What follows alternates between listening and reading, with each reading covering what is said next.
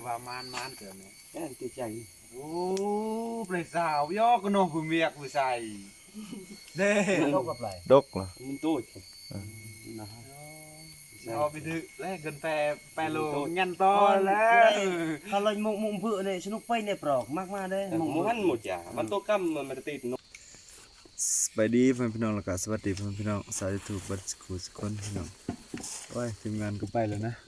ยังแต่ว่าทองก็ไปผู้เดียวมีกะสิพาทุกคนมารัด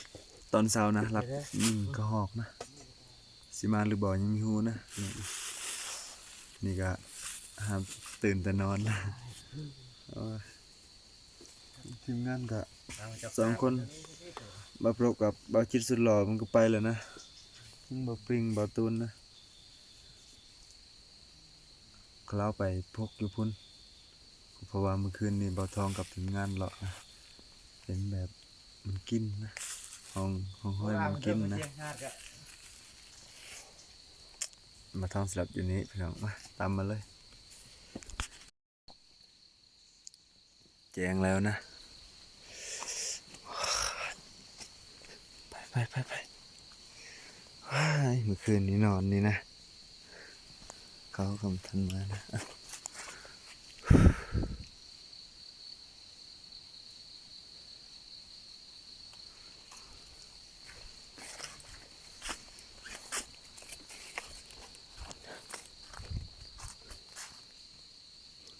ถึงพุ่นนะบ่ทองสิรัดโอ้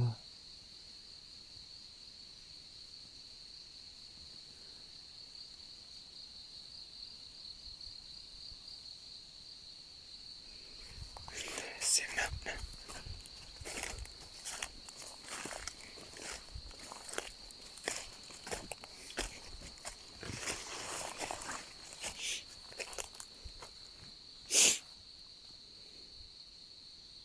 ยังมืดอยู่พี่น้องทีนี้มันแจ้งแล้วยังติดบอลบ่ทองสินังพกนะมันมืดอยู่เอาทุกคนเป่าทองค่ะมาพกแล้วนะหอดมาพกกันนะเหมือนมันนี่แหละมันมาเหมือนมันตันยิงนะเอาใหญ่เลยมาเราทำกันมันนี่จะเป็นยังไงพี่น้องมา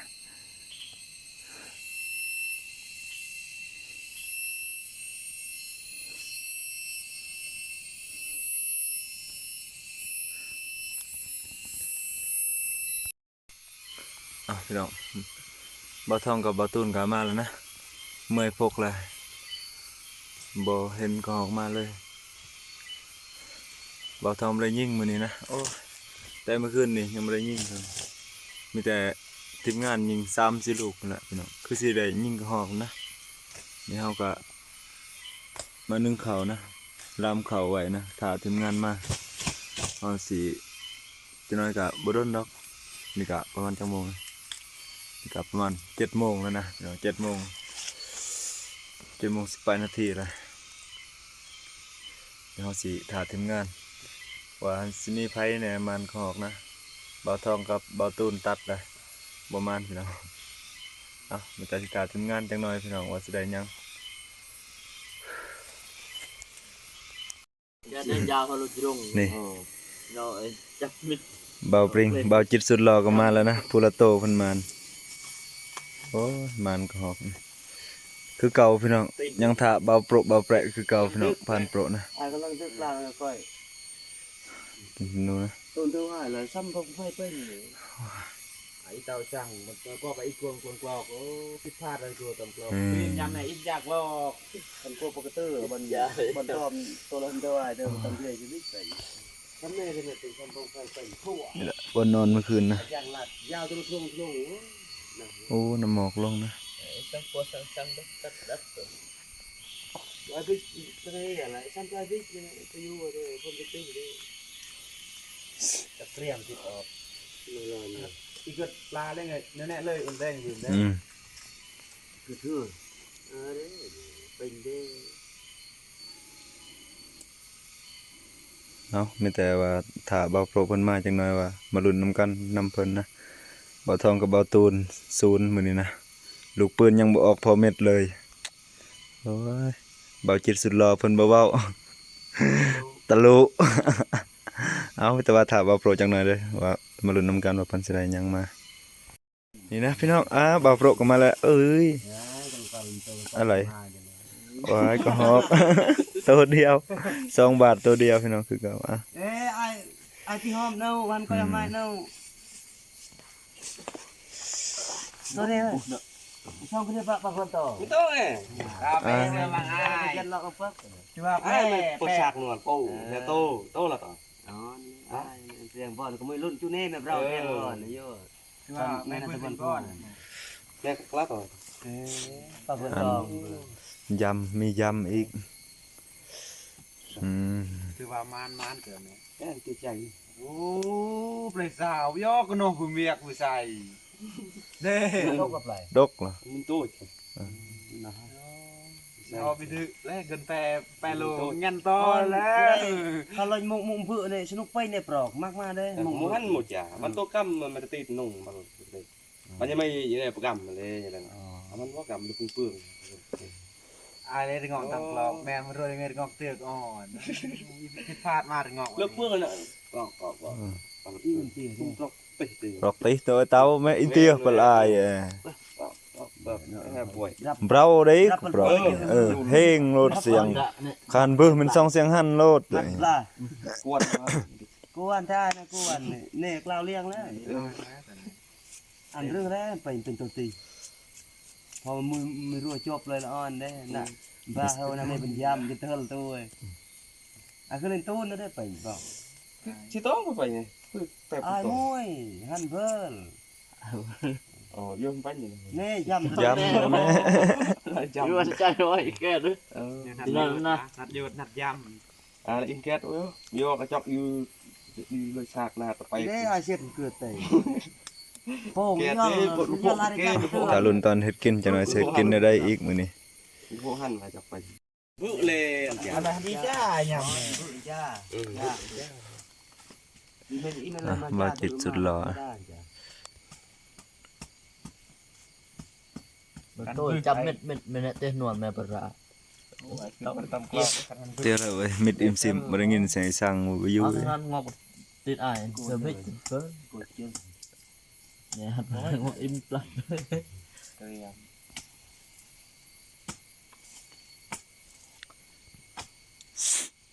ai nó thế ít tí hếtไปเลยตอนหลับเกิน tông tụ lẽ kệ tanga bên luồn chơi nhặt lờiมันเกจโพดอีนั่นครบแล้วจริงนะ จะไปมึงดื้อเลยไปไหวก่อนจะต้องหมด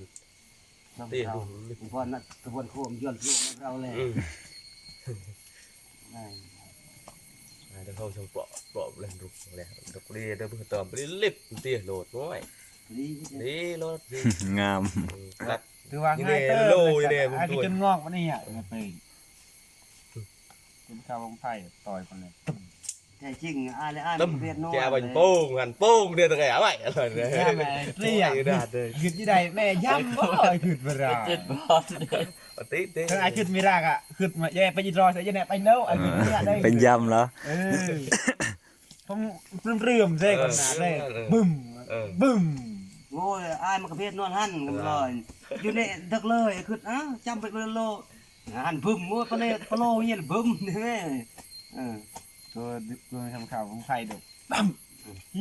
เราไม่ค่าปล้ำ คือตื้นแล้วไป อันยันพลาด คือตุ้นแล้วไป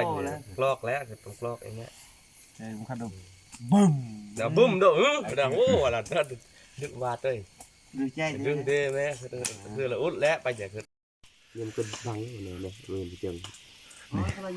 เบาจิตสุดหล่อเพิ่นก็เฮ็ดกินคือเก่าพี่น้องอาศัยเพิ่นแล้วมากันป่านะเพิ่นเฮ็ดกินแซ่บนะพี่น้องอันนี้ก็ลามนูบายนะตัวหนึ่งนะก็หอก3ตัวเฮาสิแบ่งกันอันนี้เฮาลามนูบาย ra em mất phí rồi อ๋อเนี่ยก็เลยยันยี่หันเด้อบอกไอ้ตัวเล็กยิงไอ้ดูใส่ย่องนี่เนี่ย อีอะไรเนี่ยเล่นอายกับหมอมันนี่ดี จ้าบ้างไง Dập rồi bập tích ไอ้ใส่ยูตุยิงกับยิงเนี่ยมัน ได้ย่อโซ่แล้ว เนี่ย นี่เนาะไปวิดีโอrồi ได้เลย วิดีโอ ยึงแต่ว่าแท้ วิดีโอเราเล่นได้เลยนั่นได้ ยึงได้เลย วิดีโอ ทำที่ นี่ โอ้ยเลย กองยืน ดิแม่นตัวมาแจมสุดเลย เออ เออ มันซัมโบโลไปโล โอ้ช่างเยี่ยขนาดเลยลายเจ้าโปโลเลยเนาะ มันมีติดแค่ dưng nó mà lẻ lòng ấy nó đâu มันจะบางยึง dụ như đấy ยันเป็นบางยึงมันไม่ลอง là một từ được เลย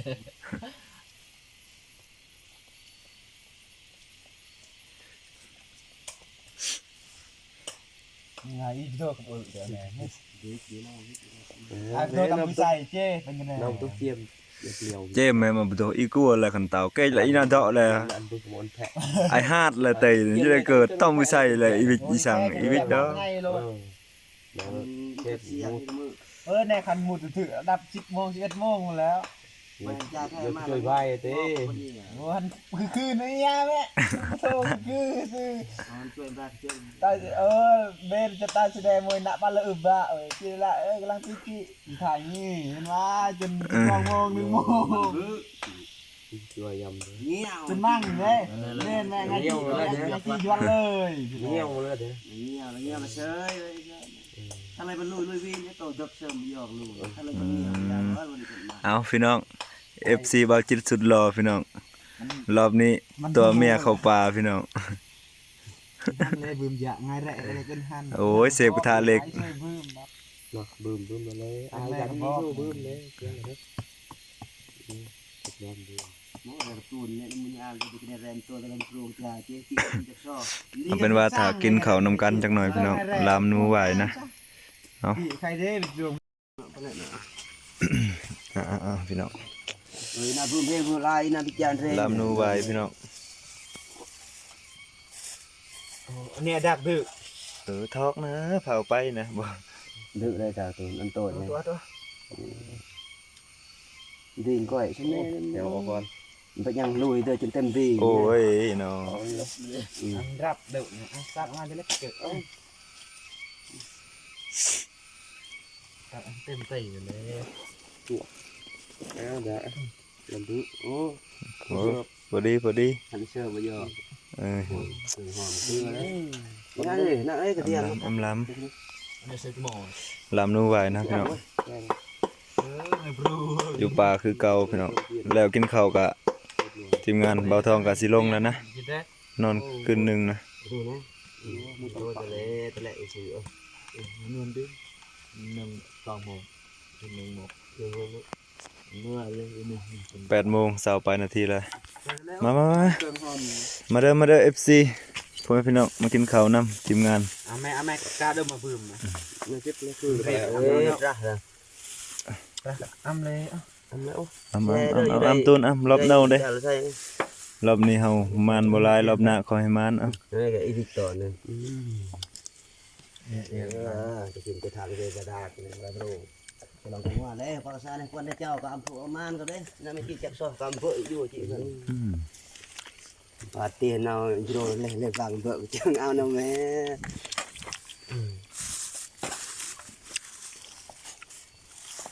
cái này bị đẹp được đây chủ say đấy đó cái mịt cái sòng màng nó là nhớ kiêng chạy bướm nó khứt đấy yeah này người còn đấy chàng cái mình phòn lắm อืม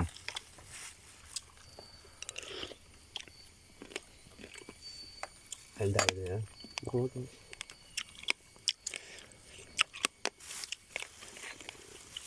มันดอกว่า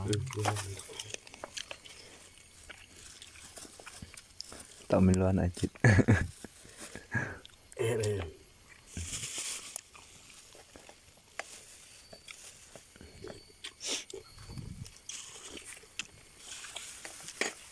ngàn thêm พัก chả เกินอ้อมในจ่าอีแม่แบบไปในบาทพัก muôn bàn แน่ เอ้าบ่าวจิตสุดหล่อลามนูไหวเสาร์นี้นะ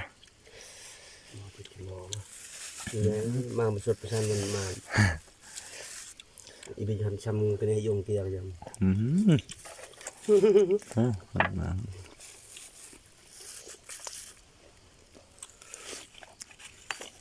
เนี่ยเว้ย มาว่าติฝนสิตกอีกนี่ ไม่ได้นี่ฮะ อืม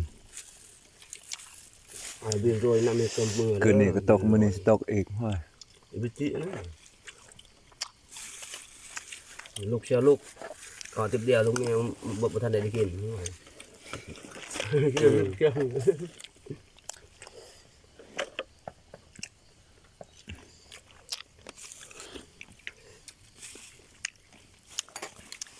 ตอนเชียวลาเด็กดู ฮะพี่น้องบ่าวทองอิ่มก่อนคือเก่าพี่น้องยังแต่ทีมงานพี่น้อง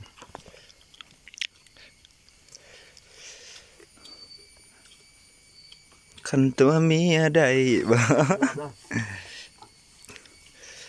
ข้าวไปก็ อืมโอ้ยฝนก็บ่ว่าติสิตกเมื่อคืนนี้ก็ตกนะเอาคลิปนี้ก็สิขอโจสำเนียงพี่น้องพอกันใหม่ใน EP ต่อไปพี่น้องกดไลค์กดแชร์กดติดตามให้ฮอด 10,000 ซับนะเด้อพี่น้องบ๊ายบาย